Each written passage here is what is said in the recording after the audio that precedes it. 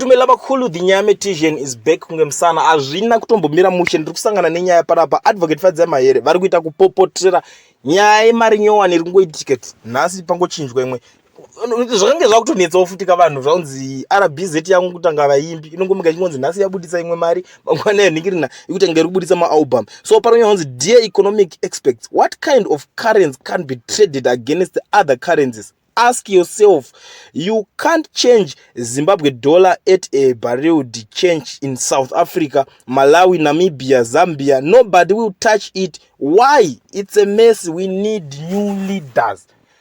For sure ukaenda nebondi kuti uda unonorowa dhiri rako bondi upinda kana pajoza hatisi kuti tinenge tiri pakushora zvechokwadi chaizvozvo inenge yakawandisa saka vanhu havabvume kuti vaite dhiri newo muchinja nemari idzodzo kana kuti woenda kana kuZambia kana uri Namibia or anyway kwauri kuda kuenda kuAfrica zvasiyana nemanje nekuti wauya nerand rekuSouth Africa. If ukaenda kwese kwauri kuda muAfrica vanhu vanoinzwisisa nokuudza kuti abo iyi inochinjika tinozongotora mari. Ndo nyaya iri kutaura pana advocate Fadzayi Mahere zvikunzi why mari yenyu isina kusimba, why ichishaya munhu anenge achida kuibata. Ndo nyaya iri kutaurwa panapa. Vari kutaura kuti ipapo panofanira kuongororwa, panofanira kuonekwa kuti chii imimi maeconomic experts imimi chimbotitiudzaiwo kuti chii chinechiitika. Maeconomic experts ndanani mune muchitovaziva vanenge vachitaura ikoko kwadziye dzichigadzirwa mari dzacho ikoko ndo vanhu vanenge vachitaurwa kunzi imimi itai plan.